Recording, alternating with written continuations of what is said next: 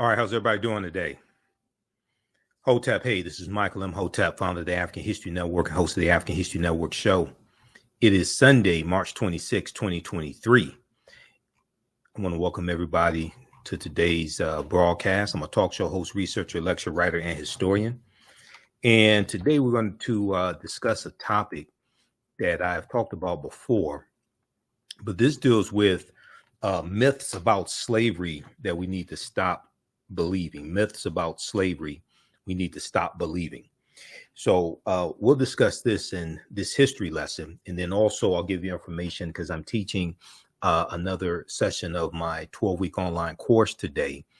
Black resistance movements from the Haitian Revolution, U.S. Civil War, Civil Rights Movement, and Black Power Movement. Okay, so we're going to start that as soon as I finish this broadcast. So I'll give you the information so you can register for that class as well. Okay, so there's a really good article from the Washington Post by two African-American female historians, Dr. Dana Ramey Berry and Dr. Talitha L. LaFloria. And I know both of them. I've had both of them on the African History Network show. The name of this article is 5 Myths About Slavery. No, the Civil War didn't end slavery, and the first Africans did not arrive in America in 1619. So this article is from February 7th, 2020, from the Washington Post. Okay, it's a really good article by these two sisters. And the Dr. Talitha LaFloria, I've interviewed her on the African History Network show about this book here, Chained in Silence. This is a book she wrote, Chained in Silence, Black Women and Convict Labor in the New South. Chained in Silence, Black Women and Convict Labor in the New South. All right. So you can check out that article, check out that book by Dr. Talitha L. LaFloria. And she also wrote this article, co-wrote this article along with Dr. Dana Ramey Berry. Now, Dr. Dana Ramey Berry has an essay and let me find the book here. Dr. Dana Ramey Berry has an essay in the book that deals with the Nat Turner Rebellion. Okay. And I just saw the book here. Hold on, in the office. This deals with the Nat Turner Rebellion of 1831. So the Birth of a Nation. Okay, this book, The Birth of a Nation, which deals with the Nat Turner Rebellion of 1831. And this is the official movie tie-in. Okay, the official movie tie-in, The Birth of a Nation, Nat Turner and the Making of a Movement, edited by Nate Parker. Okay, this is the official movie tie-in book. And this book has interviews with like cast members, Nate Parker, different things like this for the movie The Birth of a Nation that Nate Parker put out about the Nat Turner Rebellion, right? But it also has a chapter in here on history. And this chapter on history starts on page 35. It's called The Unbroken Chain of Enslaved African Resistance and Rebellion, written by Dr. Erica Armstrong Dunbar and Dr. Dana Ramey Berry. This chapter right here, it starts on page 35. So this chapter is a historical chapter which gives background information on Nat Turner and the Nat Turner Rebellion. All right, so these two sisters that I just explained to you, they wrote this article here. So let's look at this. So the number one myth. Well, first off, they talk about this study from the Southern Poverty Law Center that I've talked about on the African History Network show before, and I use in my online classes. The name of the study is Teaching Hard History American Slavery, Teaching Hard History American Slavery. And the article starts out and says only 8% of high school seniors can identify slavery as a central cause of the U.S. Civil War. Only 8% of high school seniors can identify slavery as a central cause of the U.S. Civil War, according to a recent Southern Poverty Law Center survey. Okay. And this survey came out, I think it was 2018 that this study came out. The average American has grown up believing a slew of myths about the institution of slavery. As scholars of slavery and its aftermath, we've identified a few of the many misconceptions we have encountered in the classroom and in public spaces over the years. All right. And the reason why this type of information is so important is, you've heard me say before, America must have a massive history lesson. America must have a massive history lesson, because Americans are very ignorant of history. And when it comes to trying to get our needs met at the government level based upon laws and policies, because it was laws and policies that created the structural inequities and maldistributed wealth, power, and resources into the hands largely of Europeans. When it comes to getting those needs met and correcting the damage of a legacy of 246 years of slavery, decades of Jim Crow segregation, redlining, housing discrimination, voter suppression, discrimination when it comes to getting bank loans, education, etc., you're dealing with people largely who are ignorant of history. So your understanding of politics is directly related to your understanding of history. Okay, and America must have a massive history lesson.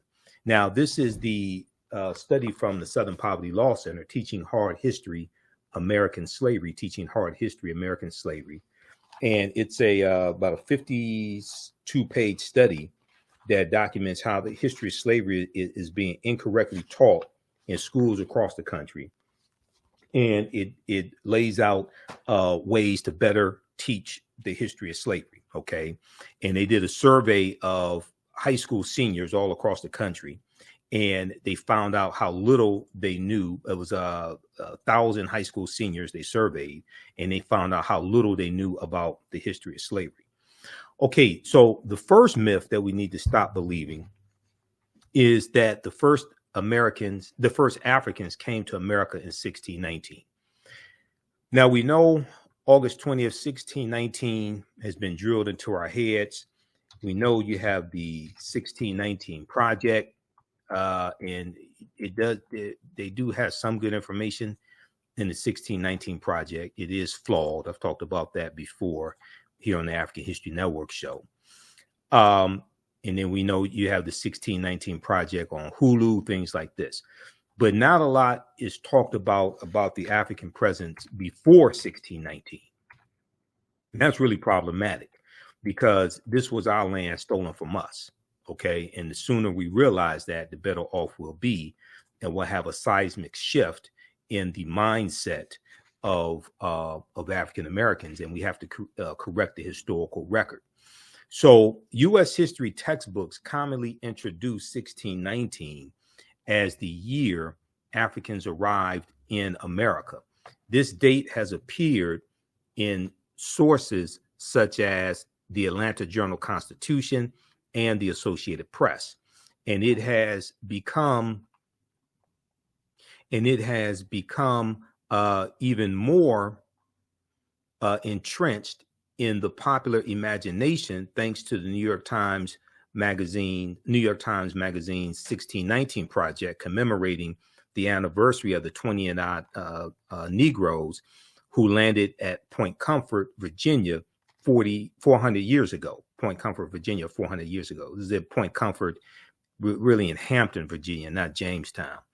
While this date is indeed significant to British arrival and settlement, Africans came to America well earlier.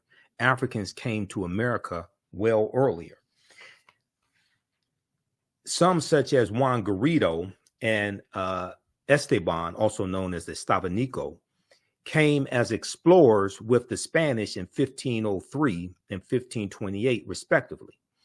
Because of their mobility and influence among the conquistadors, historians offer differing interpretations on whether they were ever enslaved, but at some point, both men were considered free. Okay, now another example is Isabel de Olvera, Olvera, who was a free woman of African descent, who in the year 1600 went on an expedition to New Spain, which was a region comprising of present-day New Mexico, Arizona, Florida, and other parts of North and South America. Okay, a lot of that was under Spanish control. All right, New Spain. That's why it's called New Spain. That was all Spanish territory. And they went in search of trade goods and new places to settle. These stories too are important to U.S. history. These stories too are important to U.S. history. They place the starting point of African American history in freedom as well as enslavement. Okay. Now, if we go a step further, and let's just deal with this quickly here. So Juan Garrido is probably the first African that we know of by name. Okay, Juan Garrido. And Juan Garrido came in 1513 with Juan Ponce de Leon, Spanish conquistador. There's a good article by Dr. Henry Louis Gates Jr., who I have a lot of problems with, but he does do good research. And I give him credit on that. I read 2 of his books, and I've read dozens of articles that he's written. This deals with, there's an article that he wrote for the root.com years ago that deals with the first African American, who was the first African American, and he talks about Juan Garrido. Okay, and this was in a series that Gates did some years ago for the root.com called 100 Amazing Facts About the Negro. This is back in like 2012, 100 Amazing Facts About the Negro. And he took each week, he would take a fact from J.A. Rogers' book, 100 Amazing Facts About the Negro, and he would do research on it and write an article about it. So who was the first African American? This is from October 22nd, 2022, from the root.com.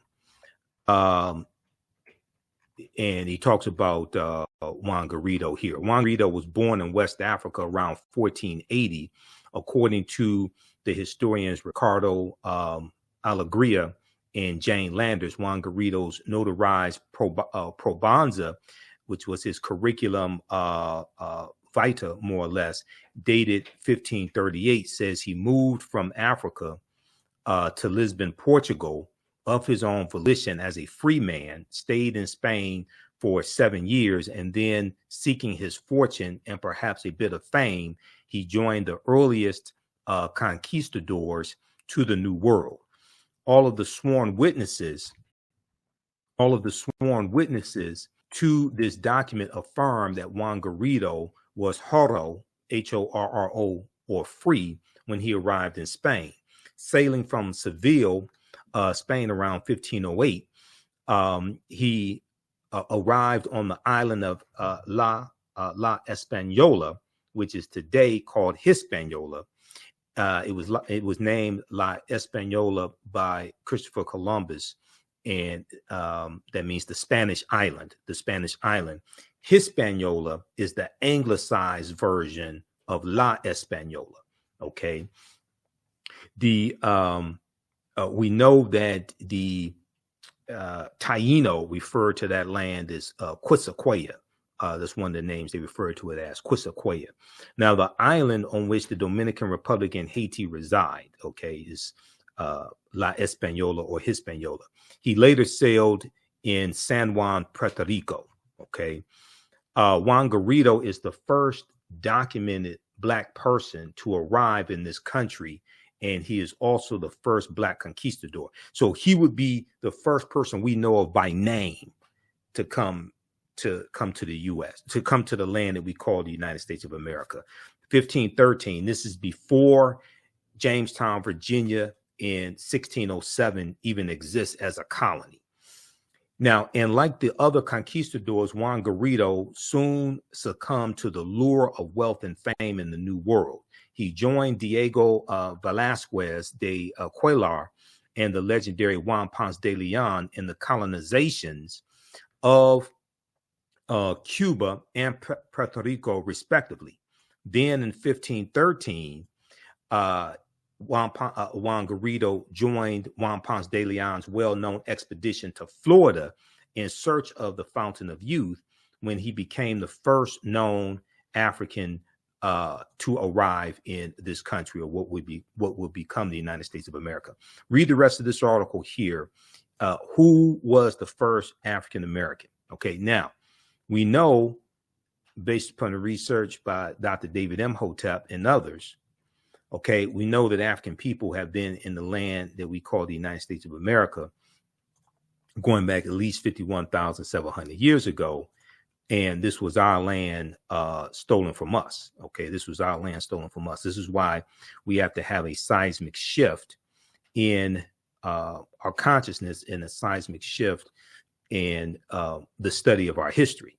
Okay, what you do for yourself, what you do to yourself, and what you allow other people to do to you and get away with is based upon what you think about yourself.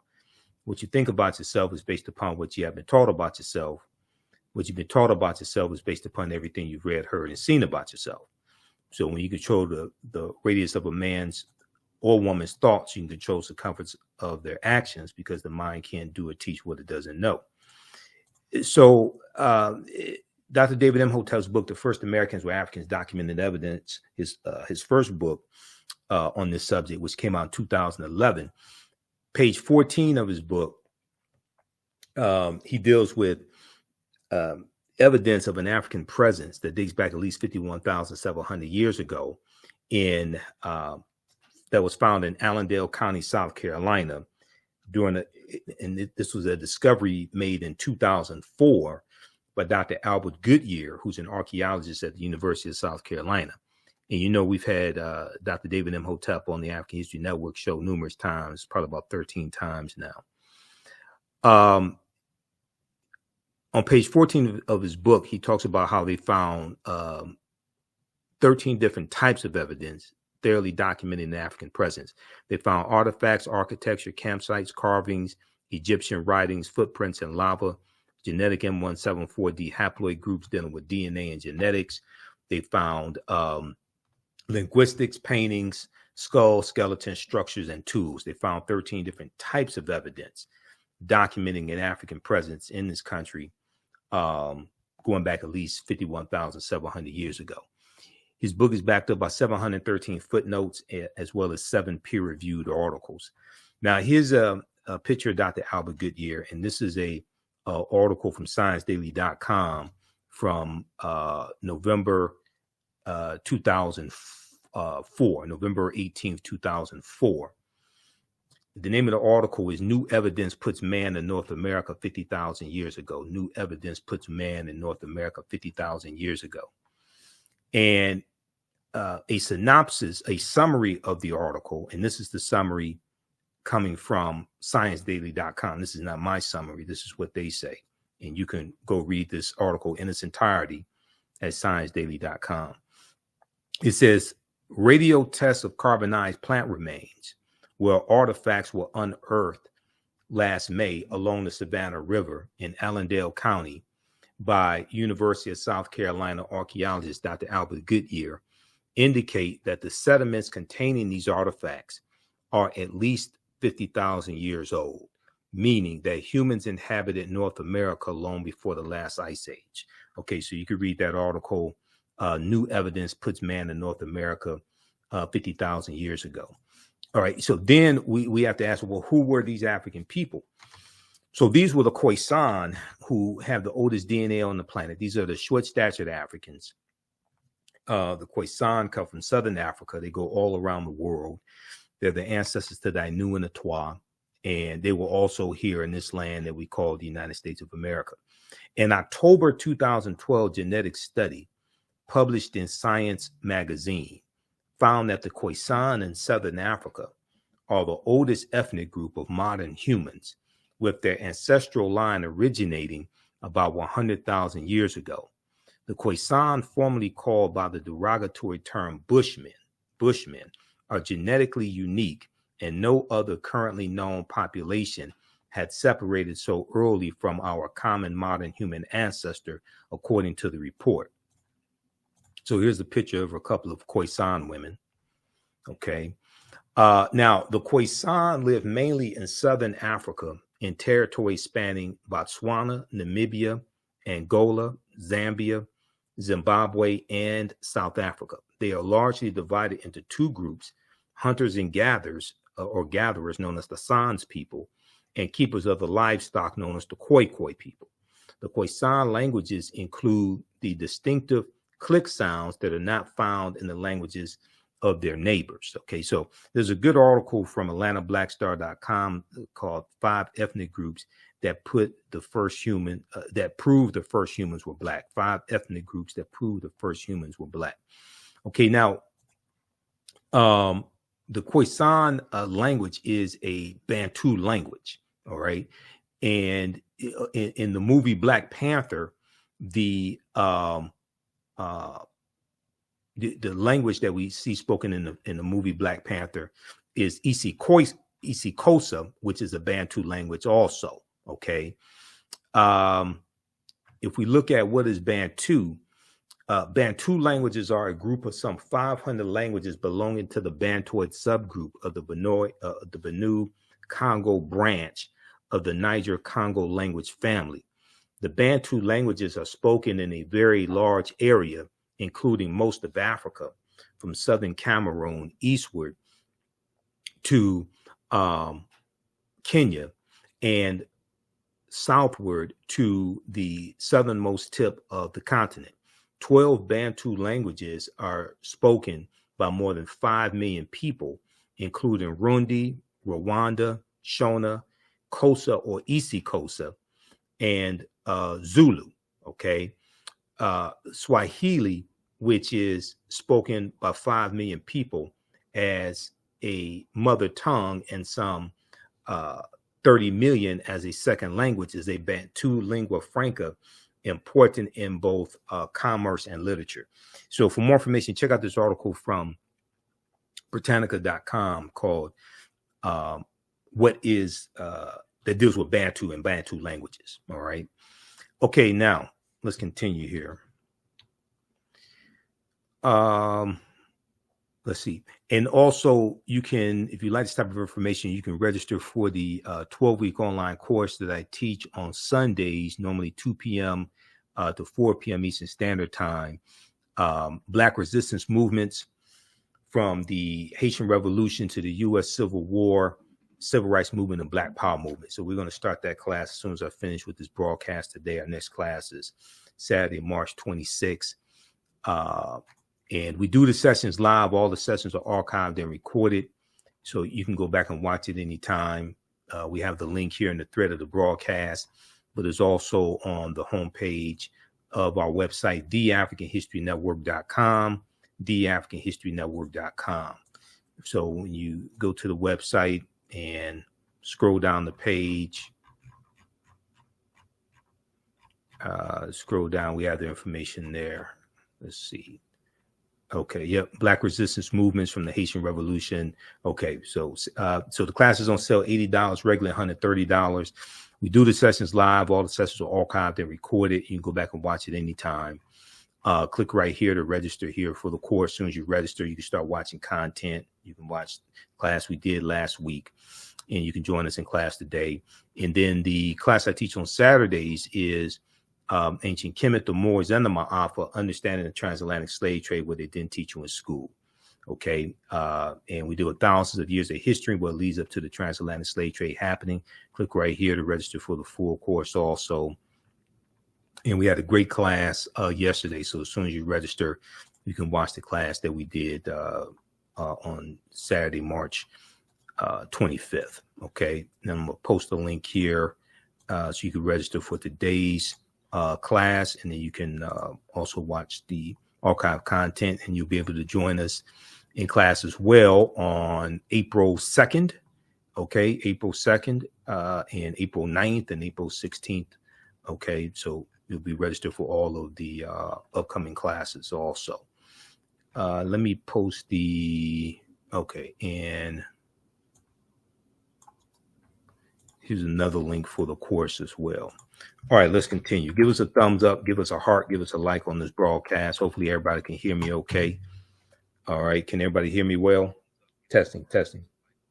Okay, should be able to hear me okay, because I had to upgrade the laptop and buy this new laptop, so everything should be good, which was a huge investment.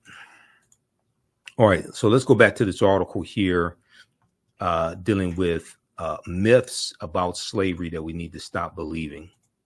And this is a good article from the Washington Post by Dr. Dana Ramey Berry and Dr. Talitha LaFloria. We've had both of these African-American female historians on the African History Network show.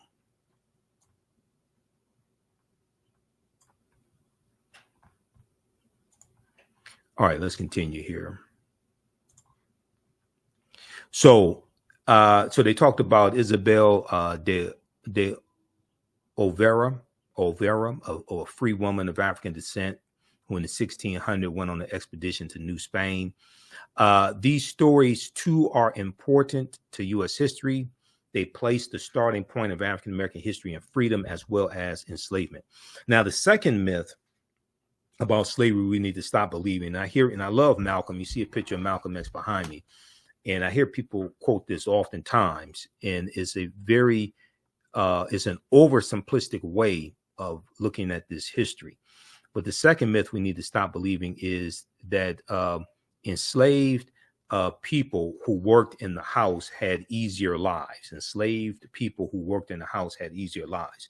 So in a 1963 speech, Malcolm X strongly separated enslaved people who worked in the house from those who worked in the fields, claiming that the former group, the house slaves, enjoyed greater privileges and comforts, and that some even identified with their enslavers. Now, texts designed to teach children about slavery often assert that people forced into domestic labor had more comfortable and pleasant lives than those forced into agricultural labor. But the distinction is not that simple. They're absolutely correct. The distinction is not that simple when you actually study the history.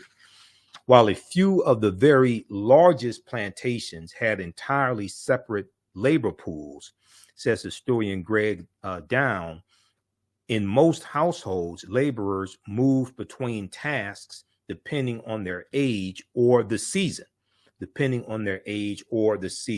Spring, winter, summer, fall. Okay. And working indoors had its own physical and psychological hardships.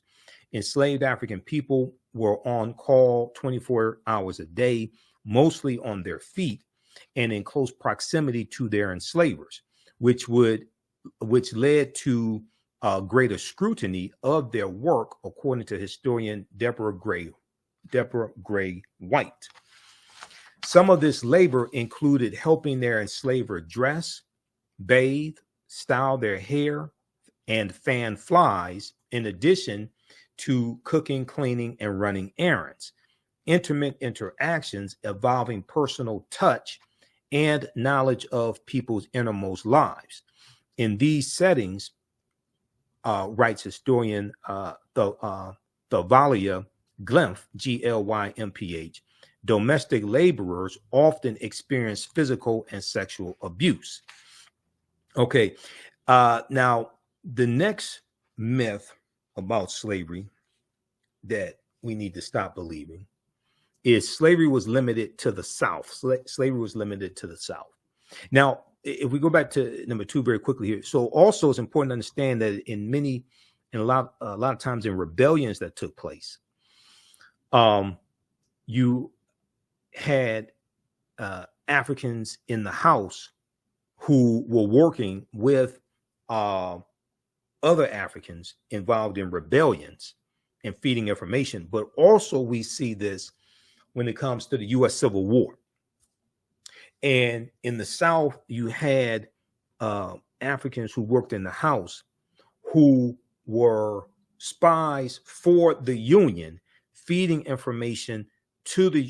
feeding information to Union soldiers about the maneuvers of the Confederate soldiers, because the Confederate soldiers and those in the military and the generals and things like this, they're having meetings, and their servants are African people. Okay, so you have that dynamic that's taking place as well. So there's a oversimplification there that Malcolm is talking about. Even though we love Malcolm, this is a much more complicated, more nuanced narrative when you study the history. Number 3, slavery was limited to the South. Slavery was limited to the South. And this is something that a lot of people like to talk about, especially when it comes to dealing with repairing the damage of a legacy of slavery. And you have people say, oh, well, that was just in the South. They didn't have slavery was abolished in the North. But the North was still involved in slavery to varying degrees, even after slavery was abolished in the North. Now, when people think about slavery in the United States, they often picture large cotton plantations in the Deep South. One popular textbook claims that while cotton enriched planters in the South, as well as bankers and ship owners in the North, the latter, the North, still relied on a free labor system. The latter, the North, still relied on a free labor system. Similarly, the College Board's curriculum for advanced placement U.S. history, states that, quote, the North's expanding manufacturing economy relied on free labor in contrast to the Southern economy's dependence on slave labor, end quote. But these accounts, which simplistically oppose free Northern states with slave Southern states, neglect to mention the long-standing presence of enslaved labor in the North. Slavery touched nearly every corner of this country. Northern communities supported and benefited from Southern slavery through the shipbuilding, textile, and shoemaking industries,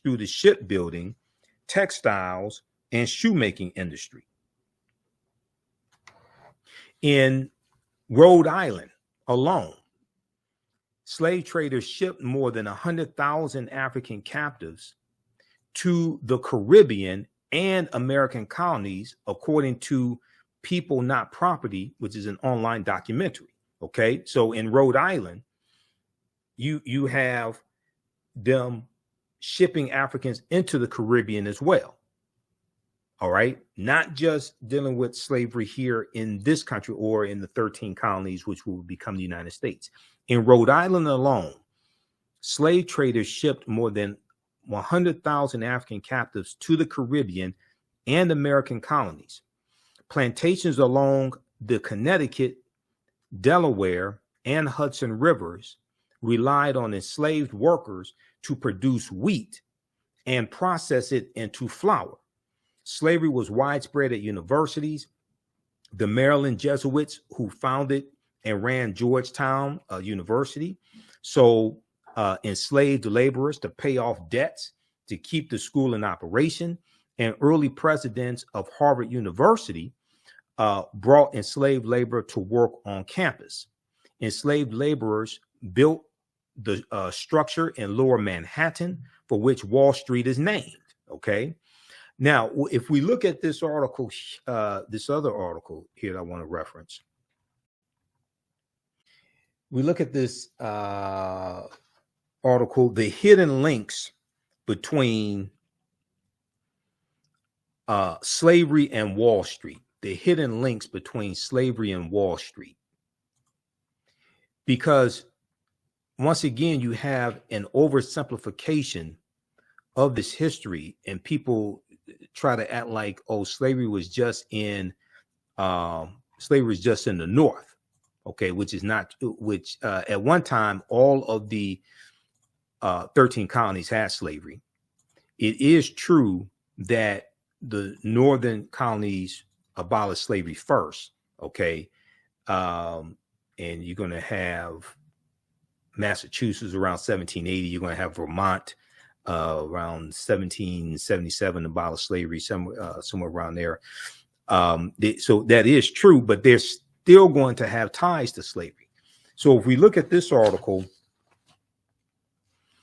the hidden links between slavery and Wall Street.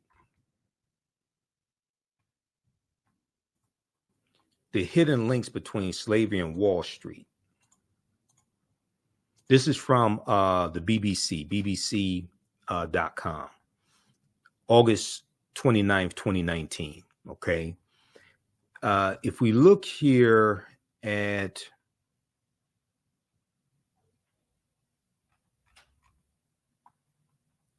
right here, by some estimates, New York received 40% of U.S. cotton revenue through money its financial firms, shipping businesses, and insurance companies earned. Okay, this is the city of New York. By some estimates, New York received 40% of U.S. cotton revenue through money its financial firms, shipping businesses, and insurance companies earned. But scholars differ on just how direct a line can be drawn between slavery and modern economic practices in the U.S.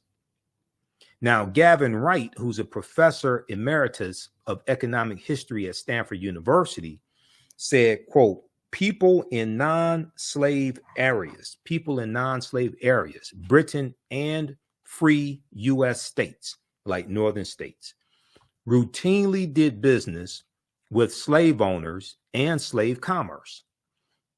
Now, he went on to, but he says the uniqueness of slavery's economic contribution has been exaggerated by some.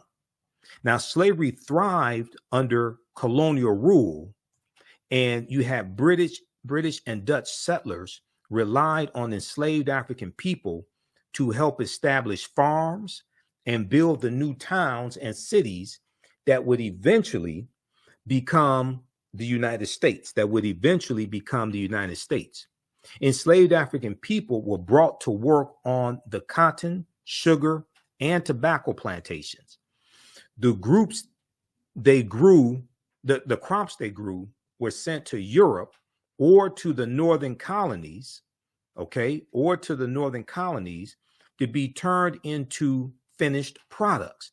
So even after the North abolishes slavery, they're still profiting off of slavery when it comes to shipbuilding, when it comes to deposits made into northern banks from slaveholders in the South, when it comes to the products that the textile mills are producing and the cotton products that textile mills are producing. And then you have Wall Street and the crops that are being sold on Wall Street, et cetera, the various stocks, cotton, things of this nature. Insurance companies, even insurance companies in the North, were taking out insurance policies on enslaved Africans on plantations in the South, but also on slave ships as well. Okay, so you have the North still profiting off of the South even after the North abolishes slavery. Now, those finished goods were used to fund trips to Africa to obtain more Africans to enslave them, who would then traffic back to America. This triangular trading route was profitable for investors. To raise the money to start many future plantation owners, to raise the money to start many future plantation owners turned to capital markets in London, selling debt that was used to purchase boats, goods, and eventually purchase African people. Now, later in the 19th century, U.S. banks in southern states would sell securities that helped fund the expansion of slave-run plantations. To balance the risk that came with forcibly bringing humans from Africa to America, insurance policies were purchased. Insurance policies were purchased. These policies protected against the risk of a boat sinking and the risks of losing individual slaves once they made it to America. Some of the largest insurance firms in the U.S., like the New York Life Insurance Company, which started out as the Nautilus Mutual Life Insurance Company in the spring of 1845. Okay, then they're going to change their name to the New York Life Insurance Company. But some firms like the New York Life Insurance Company, AIG, Aetna, all sold policies that ensured slave owners would be compensated if the African slaves they owned were injured or killed. Now, by the mid-19th century, exports of raw cotton accounted for more than half of U.S. overseas shipments. By the mid-19th century, exports of raw cotton accounted for more than half of U.S. overseas shipments, or what we would call exports. What wasn't sold abroad was sent to mills, these factories in the northern states, including Massachusetts and Rhode Island, to be turned into fabric. So here you have, once again, the northern states benefiting from slavery in the southern states and the products and the cotton that the southern states are producing. The money southern plantation owners earned cannot be kept under mattresses or behind loose floorboards. American banks accepted their deposits and counted enslaved people as assets when assessing a person's wealth. Okay, like Thomas Jefferson, for instance. In recent years, U.S. banks have made public apologies for the role that they played in slavery. In 2005, J.P. Morgan Chase, currently the biggest bank in the U.S., admitted that two of its subsidiary banks, Citizens Bank and Canal Bank in Louisiana, accepted enslaved people as collateral for loans. If plantation owners defaulted on loan payment, the banks took ownership of these African slaves. Now, J.P. Morgan was not alone. J.P. Morgan Chase was not alone. The predecessors that made up Citibank, Bank of America, and Wells Fargo are among a list of well-known U.S. financial firms that benefited from the slave trade. Sven Beckert, Laird Bell professor of American history at Harvard University, said, slavery was an overwhelmingly important fact of the American economy. Slavery was an overwhelmingly important fact of the American economy. Now, Professor Beckert points out that while cities like Boston never played a large role in the slave trade, they benefited from the connections to slave-driven economies. They benefited from the connection to slave-driven economies. New England merchants made money selling timber and ice to the South and the Caribbean. In turn, northern merchants bought raw cotton and sugar. So you see all of the 13 colonies, and you're going to see many of the northern states, if not all of them, involved in slavery some way or another, even after the northern states abolished slavery. Now, New England's fabric mills played a key role in the U.S. Industrial Revolution, but their supply of cotton came from the slave-reliant South. So we know the Industrial Revolution starts in the 1790s in Manchester, England, okay? And there's a good article from BBC .co.uk called Slave Trade and the British Economy. Slave Trade and the British Economy that you can check out. Okay, and I'll pull up this article here as well. How's everybody doing today? Give us a thumbs up, give us a heart, give us a like on this broadcast. This one right here. And I'll give you information about the online class that I'm teaching today as well. Black resistance movements from the Haitian Revolution, U.S. Civil War, Civil Rights Movement, and Black Power movements. A 12-week online course that we teach on Sundays, normally 2 p.m. to 4 p.m. Eastern Standard Time. I'm running behind schedule today, so we're going to start it as soon as I finish this broadcast here. We'll be here for a few more minutes. So next class is Sunday, March 26, 2023. Okay, this one, you can read this article here. This is from the BBC. This is Slave Trade and the British Economy. Slave Trade and the British Economy. British profits were made from exporting manufactured goods to Africa and importing products of enslaved labor such as sugar. Ports such as Glasgow, Bristol, and Liverpool, England prospered as a result of the slave trade.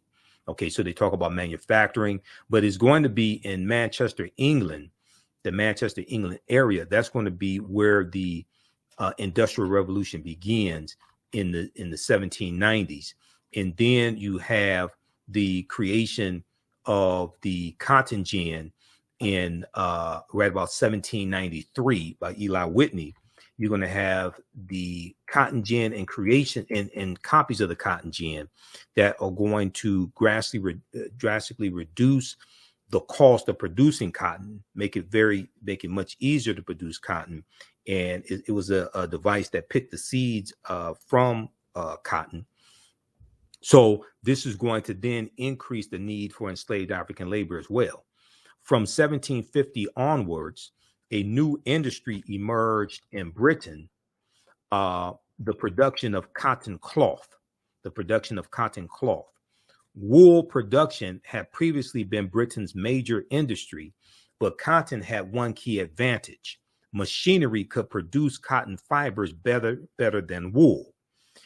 As a result, it was cotton production that the Industrial Revolution began. As a result, it was in cotton production that the Industrial Revolution began, particularly in and around Manchester, England.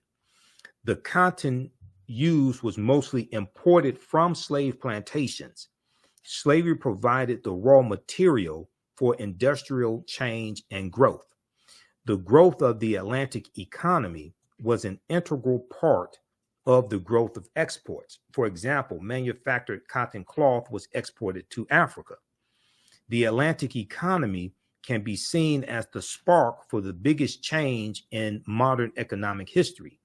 The Atlantic economy in the 1700s was founded on slave labor. Okay, so read the rest of this article, and they have different panels in the article. This is from panel number 4. Okay, slave trade and the British economy. This is from BBC, bbc.co.uk. All right, let's continue here.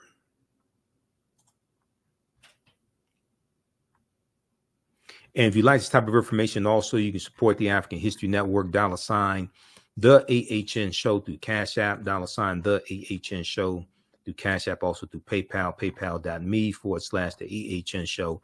We're celebrating our 13th year anniversary of me broadcasting the African History Network show. First started March 10th, 2010. So we've been going 13 years. We have the information also on the homepage of our website, theafricanhistorynetwork.com.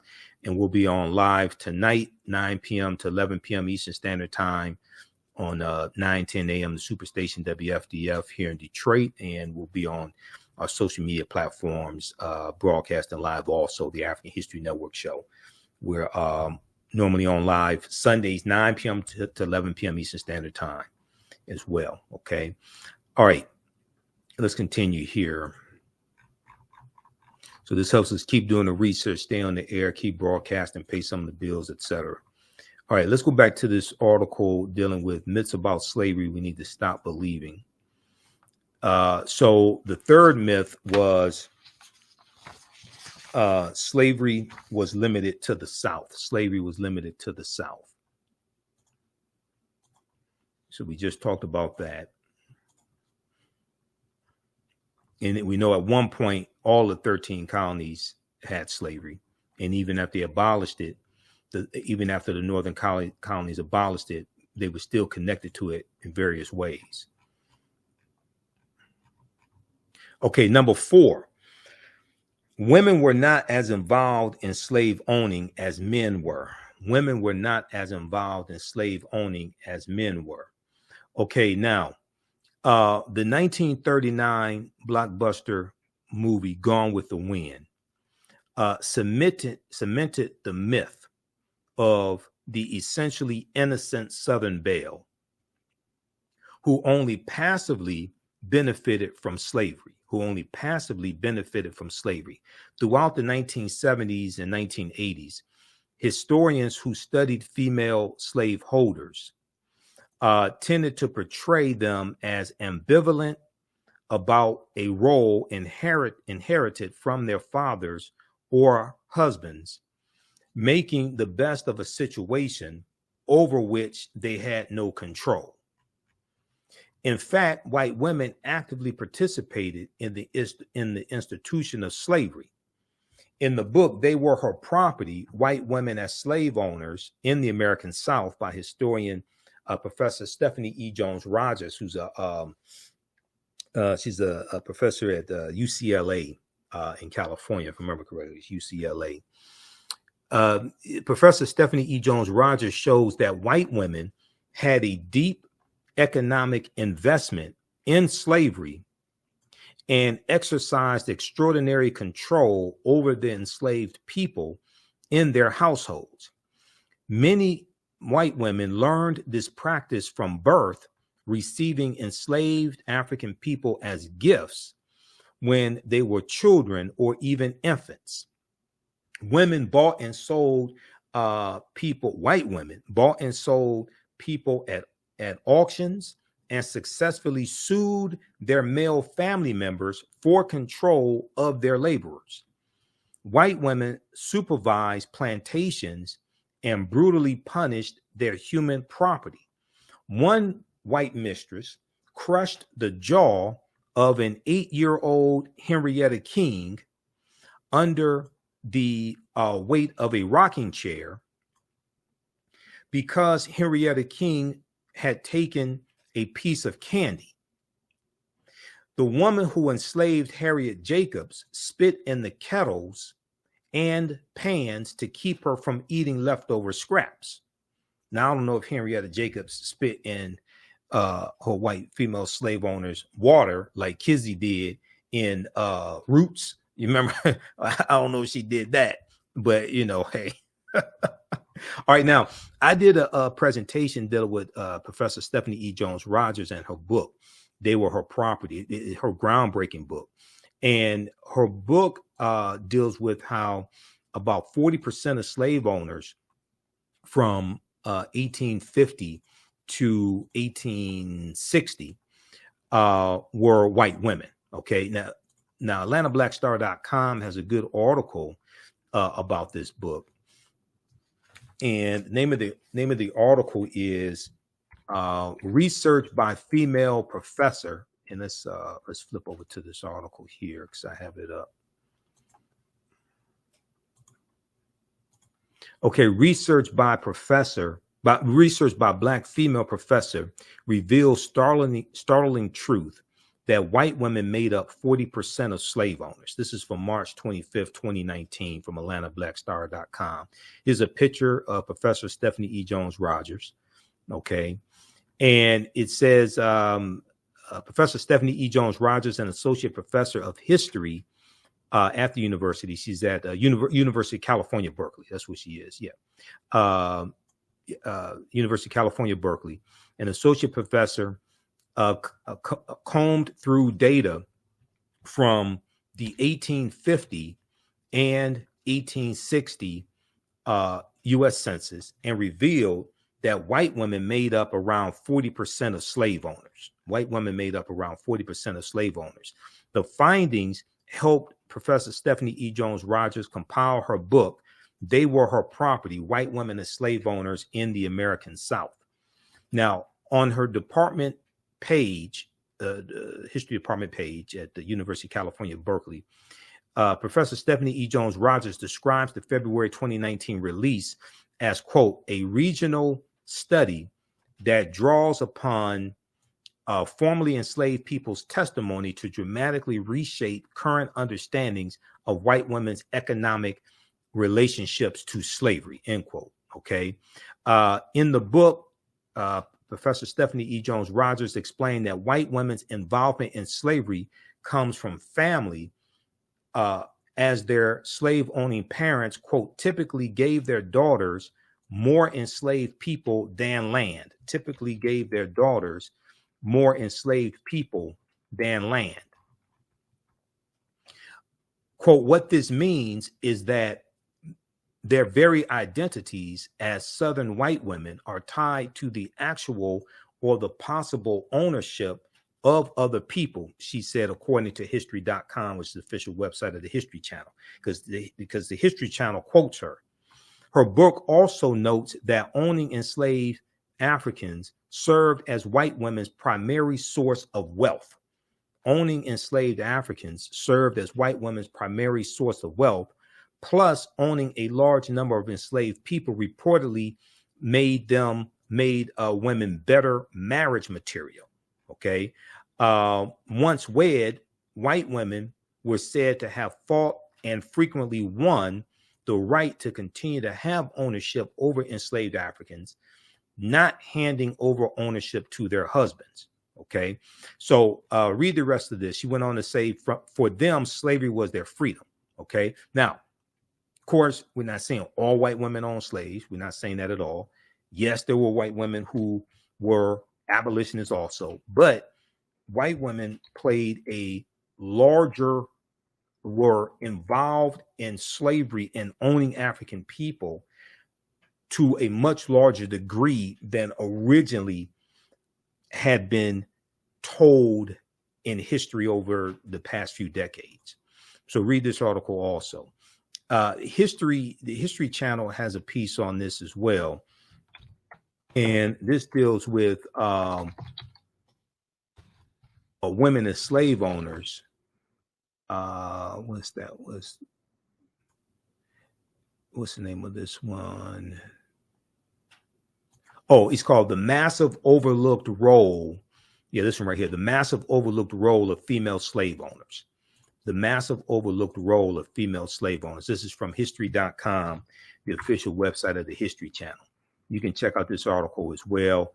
And they quote Professor Stephanie E. Jones Rogers here in this article also from the History Channel. The massive overlooked role of female slave owners. It's estimated that 40% of slave owners may have been white women.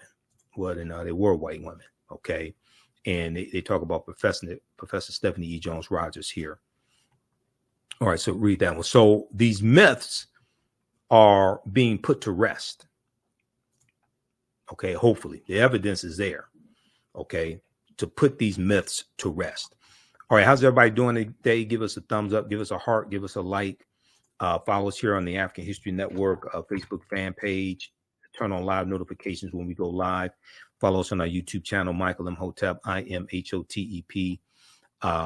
Also register for the online history courses that I teach on Saturdays and Sundays. We have another class that I'm teaching today.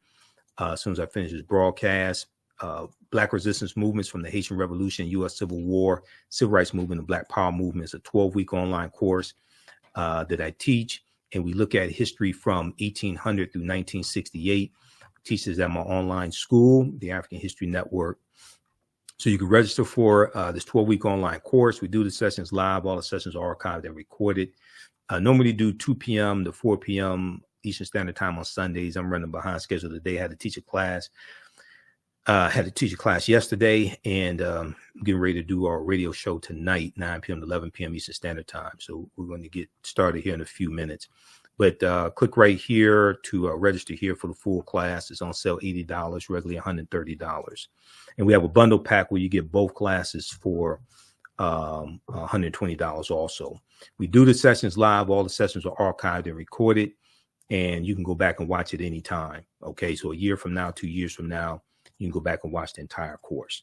And we look at history chronologically from 1800 to 1968. And we start with the census of 1800, the Haitian Revolution, 1791 to 1803, and the Louisiana Purchase of 1803, because those two events are related. And we go through and look at history chronologically to see what leads up to the Civil War taking place.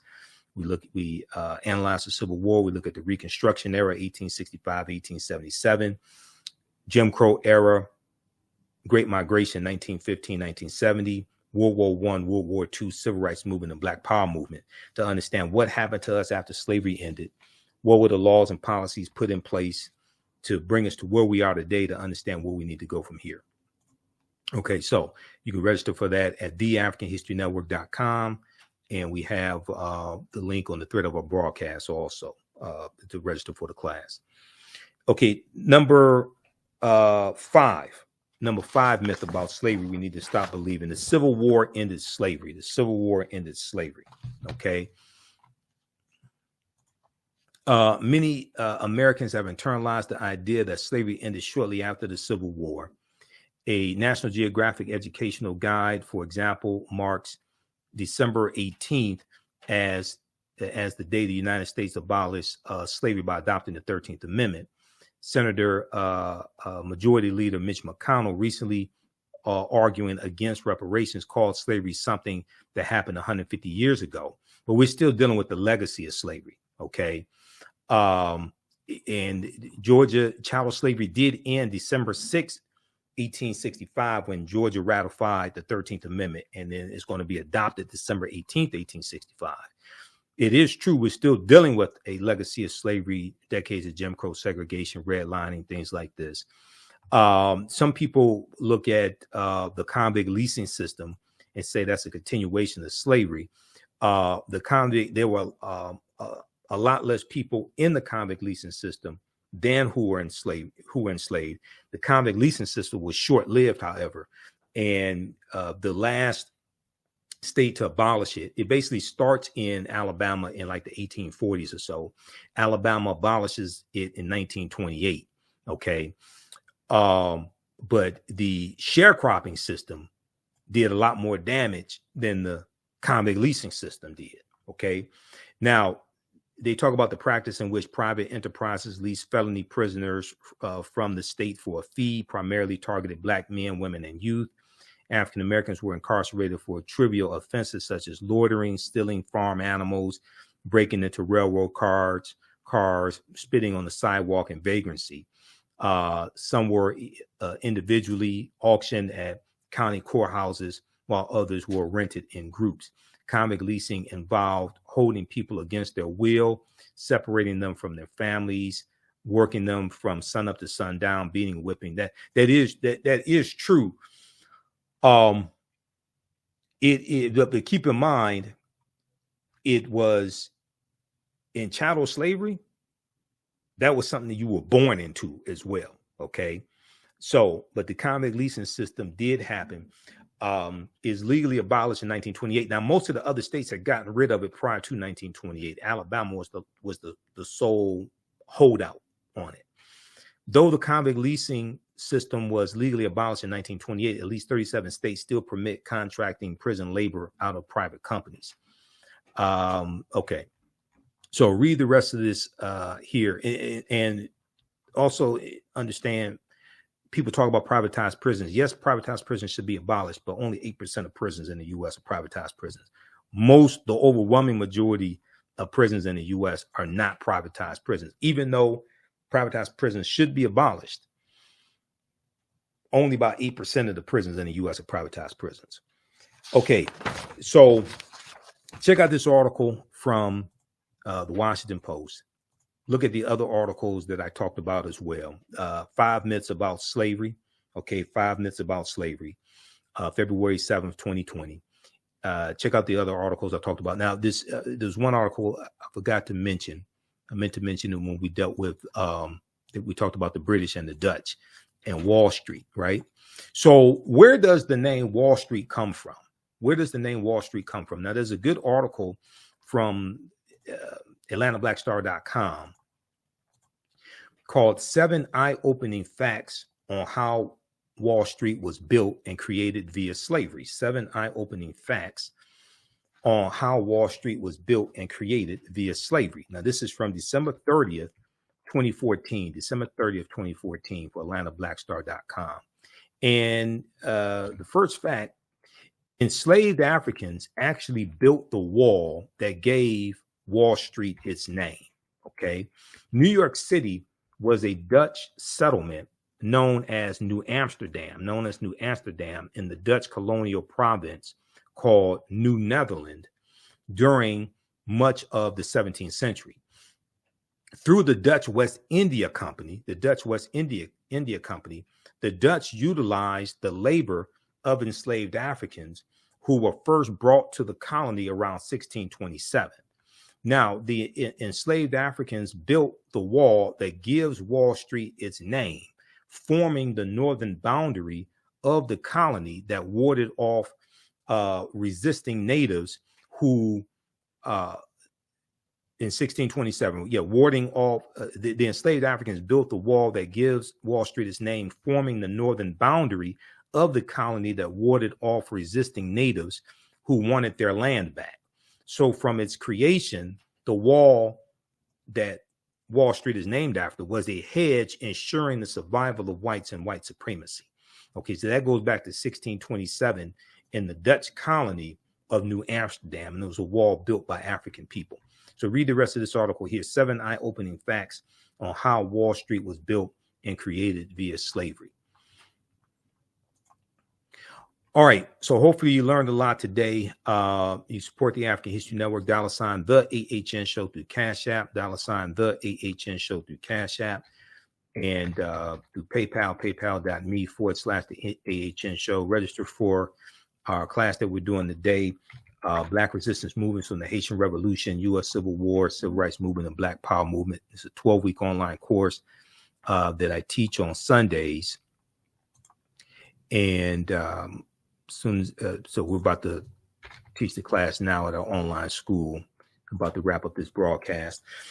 Listen to the African History Network show, Sundays, 9 p.m. to 11 p.m. Eastern Standard Time on 9:10 a.m. Superstation WFDF, and on our social media platforms. Visit our website, theafricanhistorynetwork.com, theafricanhistorynetwork.com for more information. Remember, right now is correct. Wrong behavior is not over till we win. Wakanda